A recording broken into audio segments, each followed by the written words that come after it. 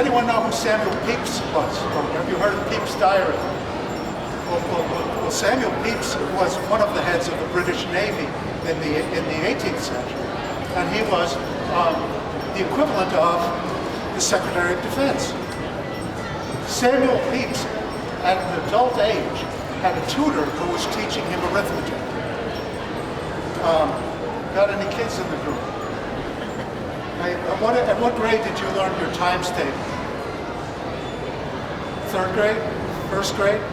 Well, here was a man in his 40s, and he had a tutor coming to his house teaching him what 6 times 7 was, what 7 times 7 was. And he was one of the leading,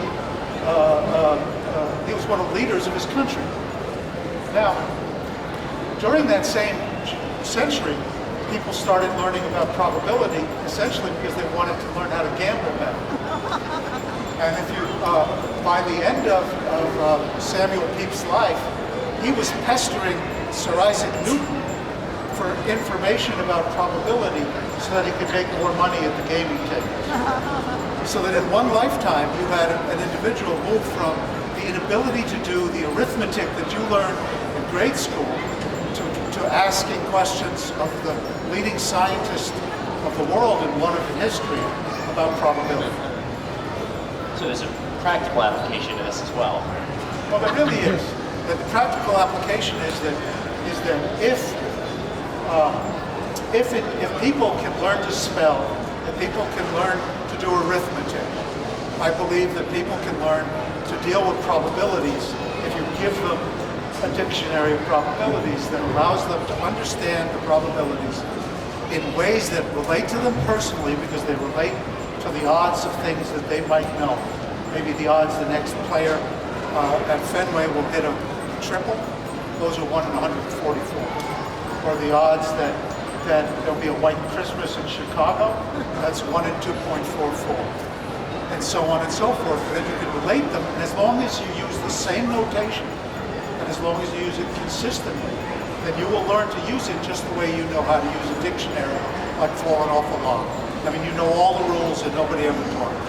Which brings up another interesting point, because once you have sort of a standard basis for your numbers, you have a dictionary that you can reference them, you learn some surprising things from statistics. Statistics often really sort of surprise people. Can you show us some examples of things that you might not expect? I sure will.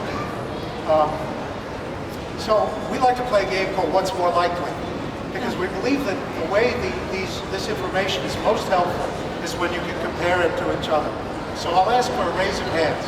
The odds that an adult will go to a museum in a year, or the odds that an American has eaten cold pizza for breakfast. Which one do you think is more likely? Who says the first one? Who says the second one? Oh boy, you have my menu. Okay, let's see the numbers. It's about 1 in 8 every year goes to the museum, and about 1 in 2.56 have eaten cold pizza. I love showing this to my French friends because it really horrifies them. I actually have a confession to make. I know I told you this earlier, but I'll tell everyone else because it's kind of funny. I actually ate a slice of cold pizza in the car on the way here this morning. So we're going to show the odds in traffic accidents next. Okay, how about this next one? The odds that an employed person 16 or older is a sports competitor or an athlete, or the odds a person in Boston will be the victim of a reported robbery in a year, within 1 year. So who thinks the first one? And who thinks the second one? That was about 50-50. Well, here are the numbers. About 1 in 9,684 for the first, but about 1 in 250 for the second. So the odds of being the victim of an accident in Boston are about 1 in 250. And I think that you'll start to see how you begin to calibrate, like as you did with the coconut soda, because if tomorrow somebody says, oh, the odds of that event are 1 in 250, you have a personal Boston statistic that you can use to help you at least begin to relate to it.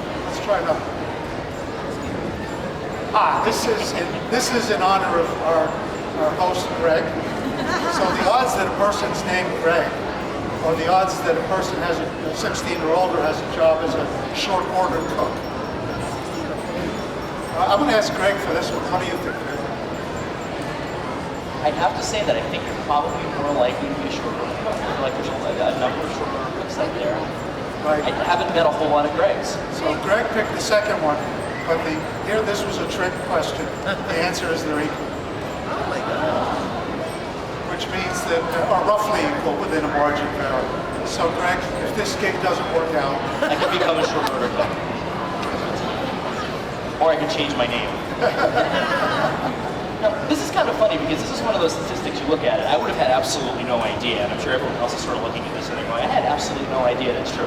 And it makes me ask the question. It's not that we're doubting it, but you know, in science you have a certain amount of skepticism. So I think my next question is going to be, where do you get the numbers from to come to something like this? Like, what do you look for when you say, I want to figure out the odds that a male is named Greg in the United States? Where do you even start to dig? Where does the information come from to find something like that? well, as it happens, America has an amazing wealth of information.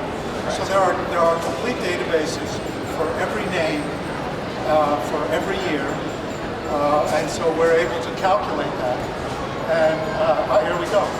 So if you go here, now let's open up sources and definitions, and we'll get the specific answer to your specific question. So the U.S. Census Bureau provides information on genealogy, names, and then we also use the Census Bureau for the denominator, which is the total population for that year. So we're able to relate the two to each other. Now, one thing you'll notice about Book of Odds, however, that's very different from the typical web property, is that for every odd statement, we have sources.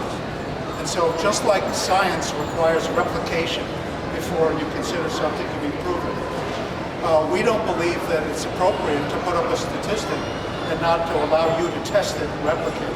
And if we're wrong, there is a, there's a reported error, and you can tell us how you found a better source.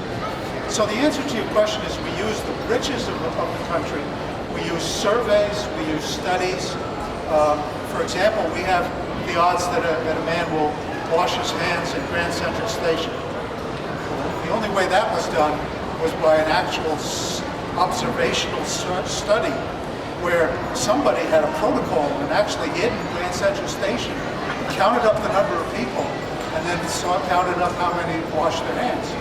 Then later on a survey was done asking everyone whether they'd washed their hands. And what we learned is that there's a tremendous difference between what you observe and the lies people tell afterwards.